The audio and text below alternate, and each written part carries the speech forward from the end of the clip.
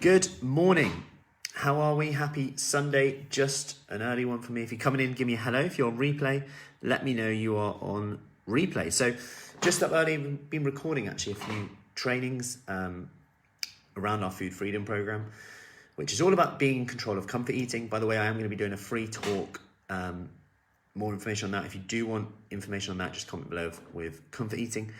But I've been talking about our language and the beliefs we use. And it's quite interesting because I was here recording this video about the language we use. You know, things like, why does this happen to me? Why does this always happen to me? Ever said that before? Why does this always happen to me? Like, when you say that, you're always in like aggressive mode, anger mode. We say things like, why does this always happen to me? And I was about 10 minutes, 11 minutes into the training, and I moved my foot and I touched this baby here. This isn't a real baby, but I'm not going to put it on because the kids are asleep and I don't want to wake them up. But basically this was on and it starts crying and it starts, I couldn't see where the switch was. I eventually found it, it's there. But long story short, I was literally burying it to try and quieten it down because one, I didn't want to wake the kids up. Two, it ruined my whole video. There's now a screaming baby in there. A fake baby, albeit. However, I was literally on the part of, and I'll show you here, the slide I was actually talking about. Don't know if you can see that.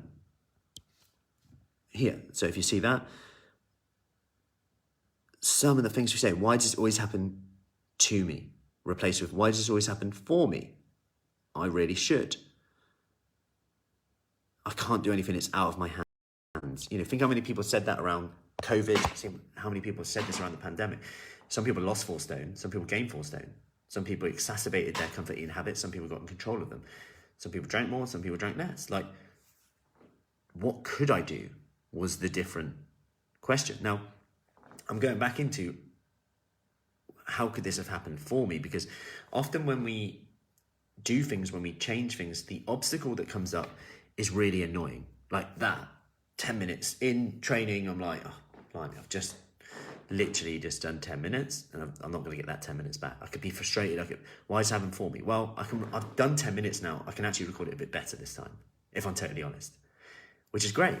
And something I want to talk about with this, and I'll just show you the slide, is the emotional cycle of change. So that was a bit like that baby happening there. It was a bit like the valley of despair. So what happens when we change?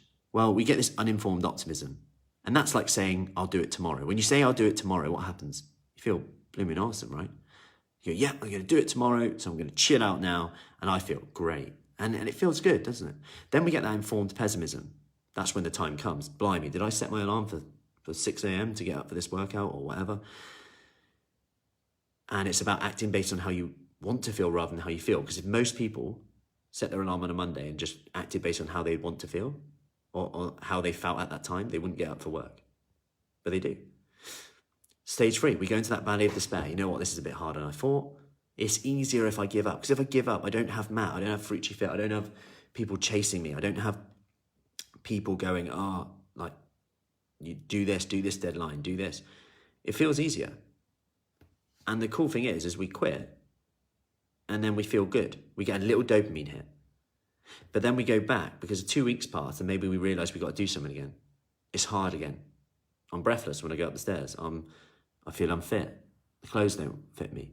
Whatever thing, I can't have the energy to run around with the grandkids. Then we go through the cycle again, forgetting that actually pushing through to success here is the key thing. Because every obstacle that comes up, there's a breakthrough on the other side. That brings that informed optimism. You know what? This is hard. But guess what? It's hard anyway. So I might as well choose the hard that's going to get me the results, that sense of achievement. Because that sense of achievement and going through that, nothing beats that of how you feel. Think of when you've got jobs, new job interviews, whatever it is. You've helped someone, helped kids learn something. You get such a sense of achievement whenever you've achieved something for you. And it's important to remember here that what you say to yourself about yourself is the most important thing. What you say to yourself about yourself is the most important thing. Your brain will always prove yourself right. So if you say, I can't do this, your brain will add a so that on the end. I can't do this. Or add a because on the end. I can't do that because you're lazy, you've got no time, you're stressed, it's too much at the moment. Whereas, what could I do at the moment? Well, I could do one workout a week. I could do a 1 minute workout. I could do 10 minutes. What would happen if you did 10 minutes? That's your one step today. That's your 1% today that if you did would make everything else easier or unnecessary. What happens then? What changes then? And that could be the one step that gives you a bit more energy, because most people say, I want to be motivated, but you can't be motivated unless you have energy. You can't be motivated unless you have energy. How do I know? Well, meet anyone who has high motivation and they won't be talking like this. I'm just so motivated at the moment. I've got so much motivation, I just don't have any energy. They go hand in hand.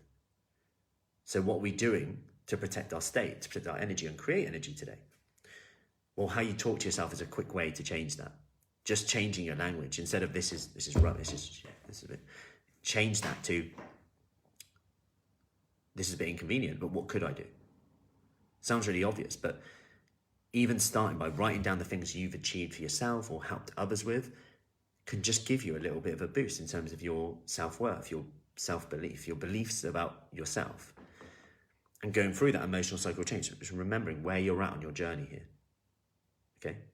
So, I hope that helps. Little task for you today. Write down some of the beliefs that you subscribe to. Things that you say, I'm tired, it's the way I am. I'm lazy, I can't do it. Then write down some of the things you've achieved in your life. Some of the things you've achieved, whether it's helping you, whether it's helping others. Because this is your worth and you are amazing. Things you've achieved. And it sounds really cheesy, it really does, and I agree. But unless you do it, it's definitely not going to work for you. And if you're not focusing on that, guess what? Your brain will automatically focus on the other thing. I'm not that. I am lazy. I am this. It's just the way I am. So, I hope that helps.